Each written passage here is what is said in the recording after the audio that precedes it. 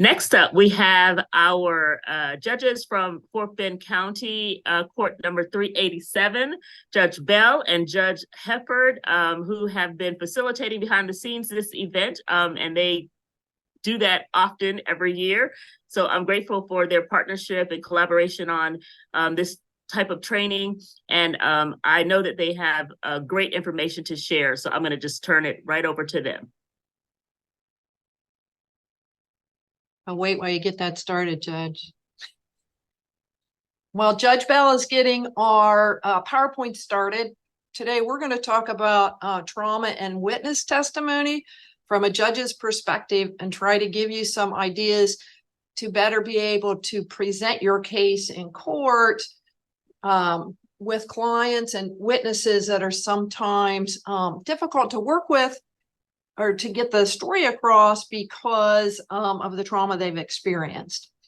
As Maisha just said, I'm Judge Janet Hepburn in the 387 State District Court in Fort Bend. If you're not familiar, we are a family court. Before taking the bench in 2021, I taught in the clinic at the University of Houston Law Center for 26 years.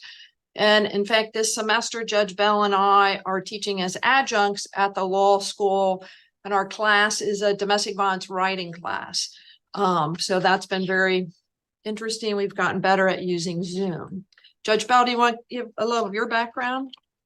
I've been on the bench here as the associate judge for the 387th for about 8 years, and love everything about being on the bench. Love this side of things. I love being a lawyer, and hopefully we can impart some knowledge into you today that'll make you a better lawyer and when you're representing survivors of domestic violence.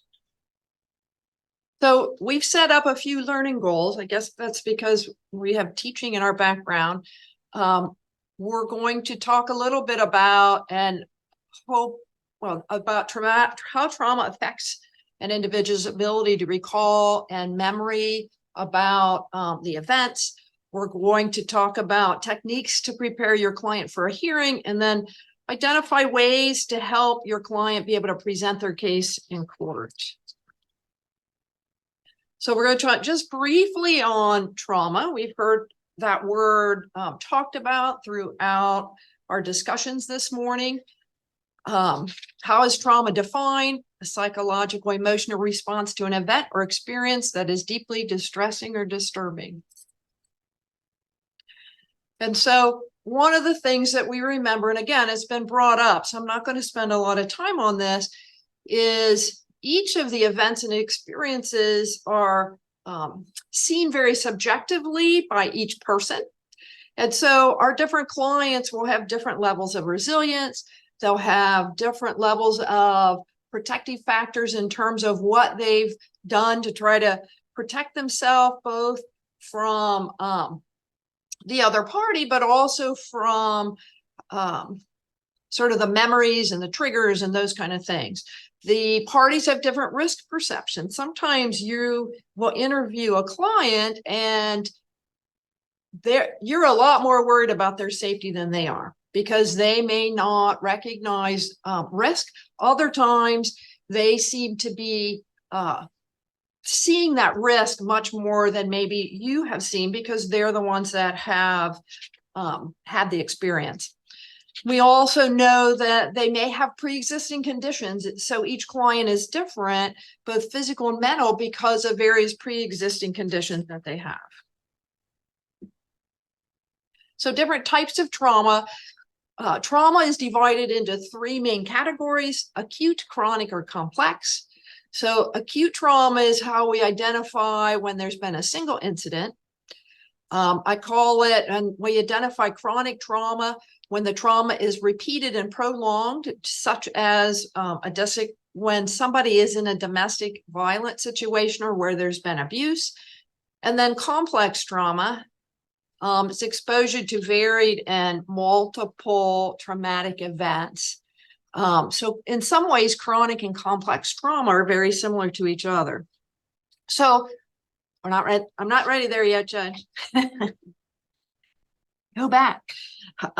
What are some of the signs that you're going to look for this chronic trauma?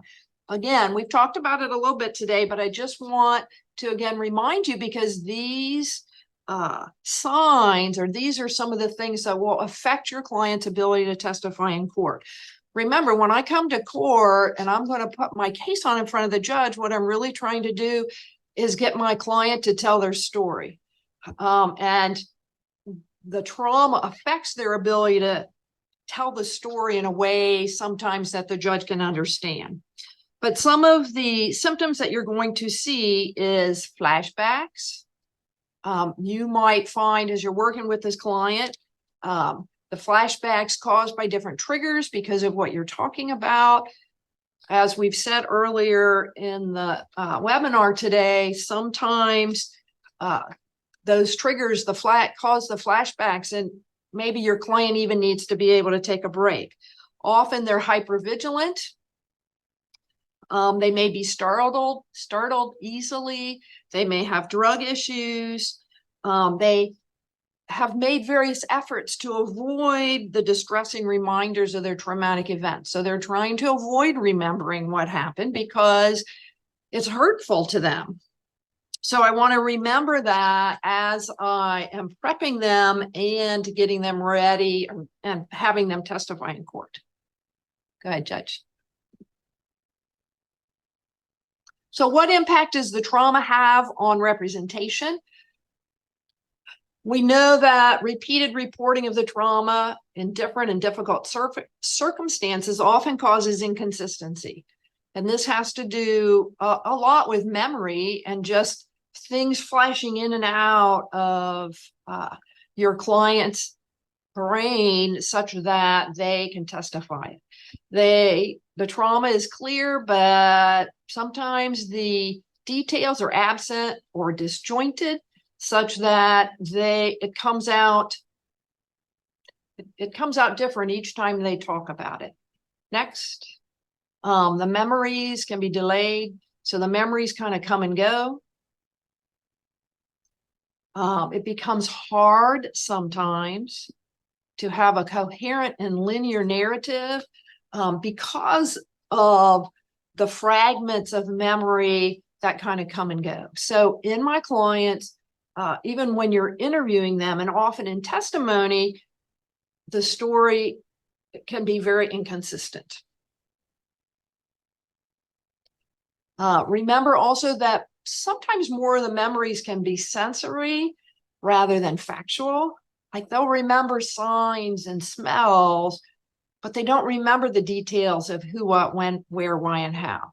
And Judge Bell in a bit is going to talk a little bit of what we can do to help, or what you can do to help your clients better be able to get the story out to the judge. Sometimes their memory is distorted. I can ask two people, and this happens in our regular family law cases. I can ask two people the husband and wife to recall the same incident, and I get very different stories. Because of this, our domestic violence clients often make poor witnesses. It can be hard to keep them focused and answering the question that you're really asking. Their answers change. You'll ask a client a question and the answer they give you is like, well, that's a whole new answer than what they had given you before. So one of the things that you need to do is make sure that you're listening closely to the question they ask in case you need to ask another follow-up question to get the actual information out. Your client may also become emotional. Sometimes you need to have a break. You may need to talk to them ahead of time about how they can learn to breathe, to try to relax. So before court, what can I do to reduce this anxiety? A couple of things that you can do: explain the process to them, explain to them what is going to happen when they go to court. What does the courtroom look like? If you're going to go in person, what does the courtroom look like? You can even have somebody on your staff or have your client go and look at the courtroom ahead of time so that they're more comfortable and they better understand what's going to happen when I go to court. You should talk to them about whether the hearing is going to be conducted virtually or in person. Judge Bell and I still, most of our cases, including our protective order hearings, are all being conducted virtually. And how that's different, how the process feels different if you're virtual or in person. Who's going to be there? What are their roles?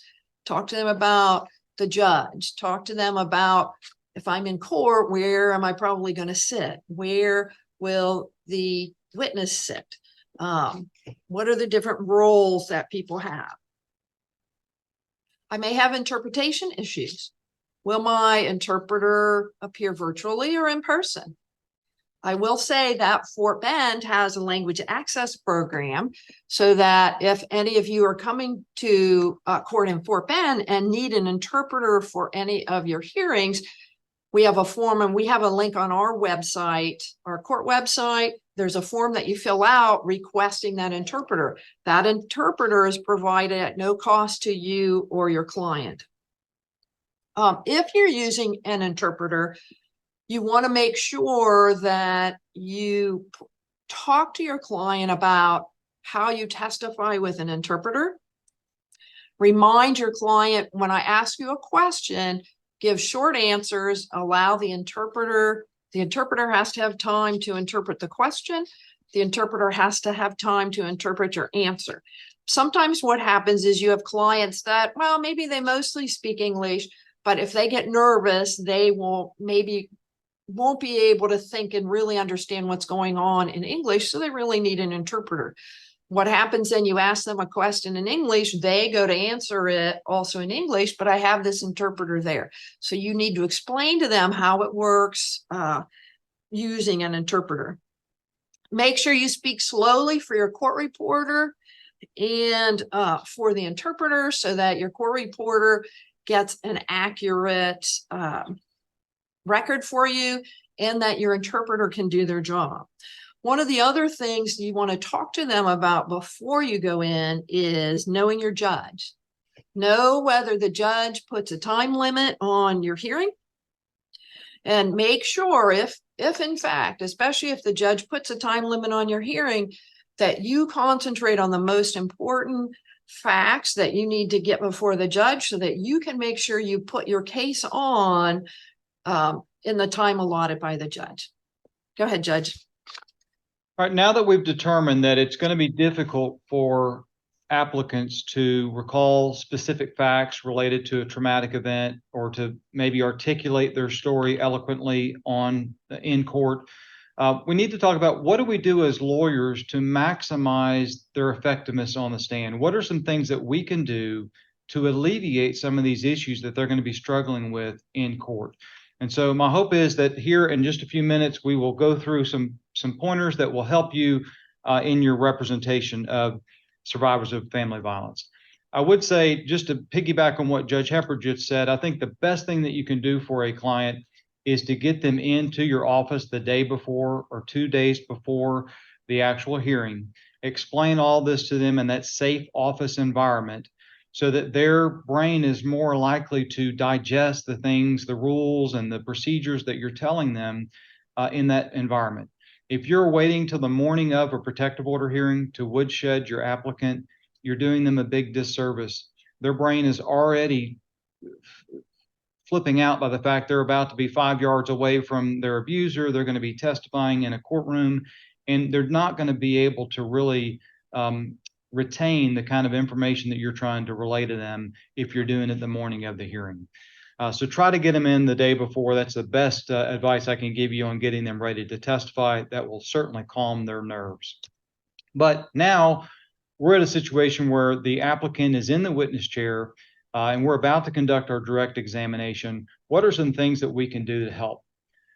The first is start with basic facts. When they first get on the stand, you'll notice they'll be short of breath, their heart is racing, their mind is racing, and they've got all these things going on. So help them out by just asking them some benign, specific, short questions that call for one fact. So please state your name. What is your relationship to the respondent? How long have the two of you been married? Just easy questions that they're going to be able to certainly hit out of the park, and it will give them time to kind of settle in. So that when they start trying to pull out these facts of this traumatic event, they're going to be more relaxed when you're asking them those questions. I would even say you can use the short, specific questions to set the scene for the judge prior to getting into the family violence. So you can ask questions like, let's say it was an incident that happened at the 4-year-old's birthday party. Well, you can ask them, where was this party? What time of the day was it? When did it happen? Who else was there? Let them kind of paint a picture for the judge to kind of visualize what this environment looked like before you end up getting into her story or his story. When you transition into the family violence, make sure you're asking open-ended questions here. This is not the time for one-fact questions, in my opinion.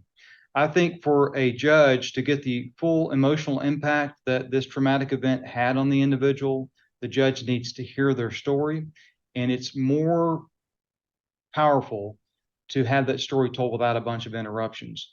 So you can break up the testimony into the activity that happened just prior to the abusive episode, and then immediately after the abusive episode to kind of break it up into chunks. But let them tell that story by asking open-ended questions. Inevitably, they're going to leave facts out. I mean, that's going to happen on pretty much every case that you have. The applicant's going to leave out a critical fact. There may have been a choking incident at the 4-year-old's birthday party, and that was in your brain the biggest, most powerful thing that happened during that episode, and she may totally block it out while she's on the stand. And we're going to talk about in the next slide, how do we get that evidence out of her when she forgets to mention it? And so that I'll reserve for the next slide. Anticipate when you're doing direct examination areas of concern. These protective orders typically will have the same cross pretty much all the time. Were the police called out? Why weren't the police called out? Because there was no family violence. Were there medical records? Was there medical treatment sought? Maybe the abuser has physical injuries on him. Those are things that are going to come out and cross. So why not deal with them in direct? The best approach is deal with those in your office when you're woodshedding them. Ask them, why didn't you call the police? You may be surprised at the answer you get. She may say, well, the kids woke up. It was very traumatic on them. They were upset, and I thought the best priority was to go put them to bed because they had school the next day. And now you can deal with that on direct. And rather than her having to process why she didn't call the police on the stand and cross-examination when everything's super intense on her, you're allowing her to do that in the office environment. You deal with that on direct, and you've now destroyed part of the cross-examination that could potentially have happened on the case. So deal with your bad facts on direct. Same thing with injuries on the abuser. If the injuries were on the abuser, she reached back when he was choking her, scratched his face all up to get him to release his chokehold. Put that in evidence, and then put the exhibit in showing his face and say, does this fairly and accurately depict the respondent's face after you scratched him to get him to release his chokehold? And you've now explained it, or you let her explain it in a safe environment with you as her lawyer on direct. What are some other testifying aids? One, we've got memory issues. Probably the number one thing I see on this as from a judge is they forget every single date in the world. And so they get up there and you start asking them for dates, they're not going to remember them a lot of times. So one thing that you can do is draft a timeline with them. This can be something that you could enter as a shorthand rendition and actually get into evidence. I'm not talking about a timeline with paragraphs on it, but a simple timeline that would say August 23rd, 2023, incident at Galveston Beach. August 31st, 2023, incident at daughter's birthday party. Just so she can see a roadmap of the main areas that you're going to be questioning her on in a short little thing that she can glance at, and it will trigger her memory of, okay, that's the 4-year-old's birthday party. I remember what happened there, and it will just help them. In the event that we have a situation where she forgot about the choking at the birthday party, there's a way to do this, and this is probably messed up 90% of the time. So this is a critical thing that I want to get across. If you have her on the stand and you're asking her about that domestic violence that occurred at the party, and she forgets the choking incident, 90% of the lawyers in court will say, was there any other family violence that occurred at the birthday party?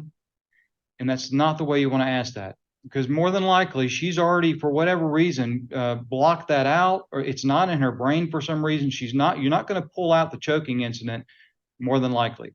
So if you ask her, was there any other family violence that occurred at the birthday party? More than likely, the answer is going to be no. And now if you've got a seasoned lawyer on the other side and you're trying to refresh her memory, that lawyer is going to stand up and object and say, Judge, there's no basis for refreshing her memory. She didn't say she had any memory problems. She testified there was no further abuse. And that is a good objection in that situation. So the better approach is, if they leave something out, and this goes for cases, not just protective order cases, any trial you have, if you have a witness statement and they leave something out, ask them this question. Do you recall any further family violence that occurred at the birthday party? See the difference? Do you recall? Now you're going to get the no answer that you would have gotten the other way as well. And then you can lay the predicate and you can say, was there a document that you drafted prior to filing this protective order that laid out the details of what happened at the birthday party? Yes. Would it refresh your memory if I were to show you that document and let you read through what you wrote about that incident? Yes, it would. Then you approach her, you let her read, you hand her the document, tell her, please read paragraph 3 and let me know when you're done. She reads it to herself. She doesn't read it out loud. Then you take the document away from her once she's done reading it. And otherwise they can say she's not refreshing her memory. She's testifying from a document, not evidence. So take the document away from her, ask her, does that refresh your recollection? What other family violence occurred at the birthday party? He got on me and he was choking me. So you can get it in by refreshing the memory, but make sure you're doing it in a way that doesn't shut you down potentially from being able to do it. You can also use pictures, videos, documentary evidence like medical records, police records, text messages, recordings. I'm not going to go into all that. You just need to make sure, because we don't have time, but you need to make sure that you know how to get that evidence in. There's a predicates manual that you can get if you're not comfortable with all this. You can also become a member of the family law section of the state bar. They will give you a free toolkit every year that has a little tab that's marked predicates. You can flip to that little tab and it'll tell you exactly how to get these documents into evidence. Additional testifying helps. You can use other witnesses. So for example, you may have a witness that saw her or him prior to the intimate partner violence. You may also have somebody that saw them afterwards that can testify about the injuries. They may have called somebody during the or shortly after the incident that says he was choking me. I thought he was going to kill me. You can get that evidence in under excited utterance or present sense impression. You could also consider calling expert on matters dealing with chronic trauma and how people have difficulty testifying after they've been a victim of chronic trauma. One suggestion pointer I'd give you is if you're calling a collateral witness, try to call them first. That way the client has additional time to calm down prior to actually getting up there and testifying.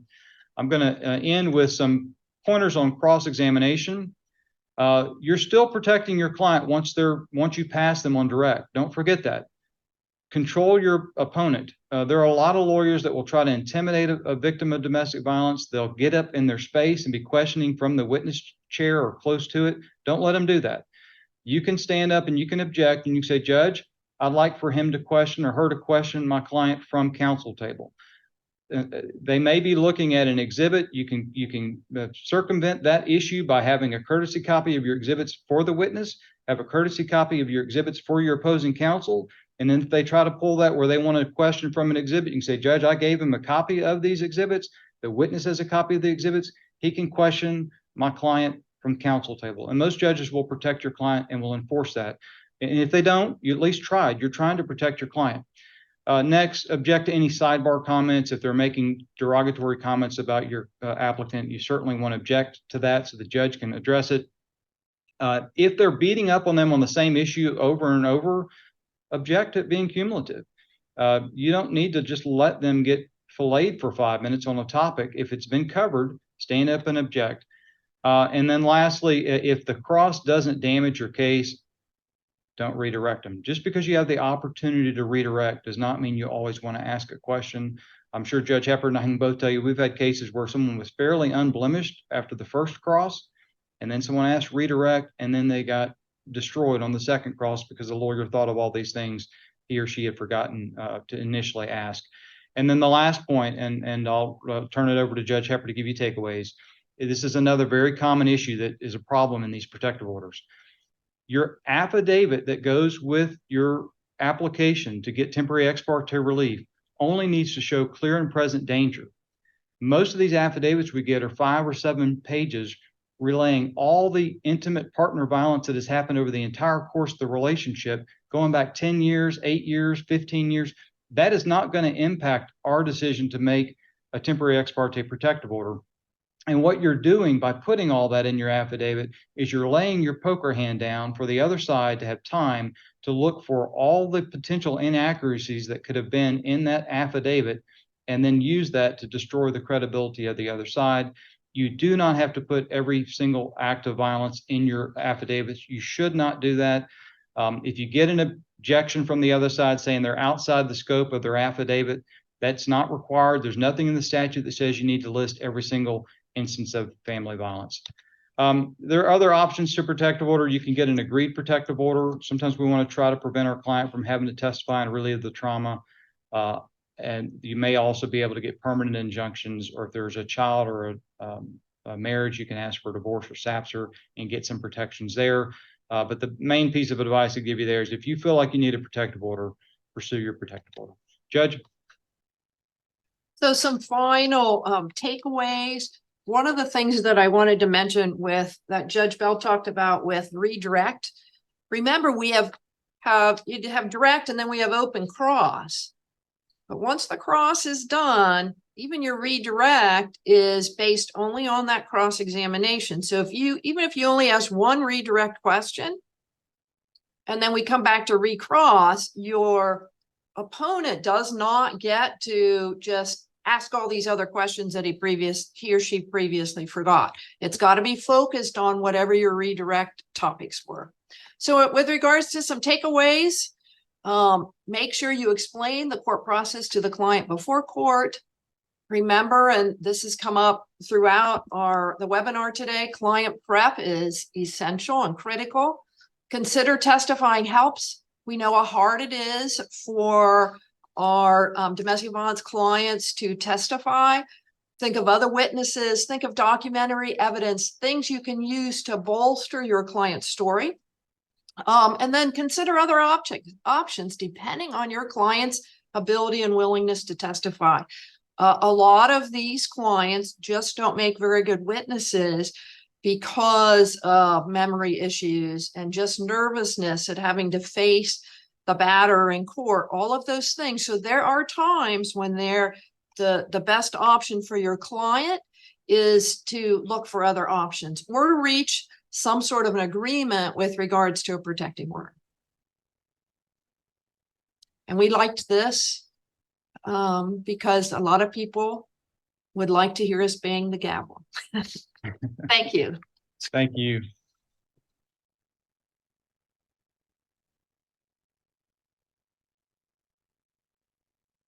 Thank you both for that presentation. I think it was very useful, and I've seen comments throughout this morning in the Q&A of people just acknowledging the usefulness of the information that has been provided this morning. So I want to say thank you again to all of the panelists who participated in this particular presentation.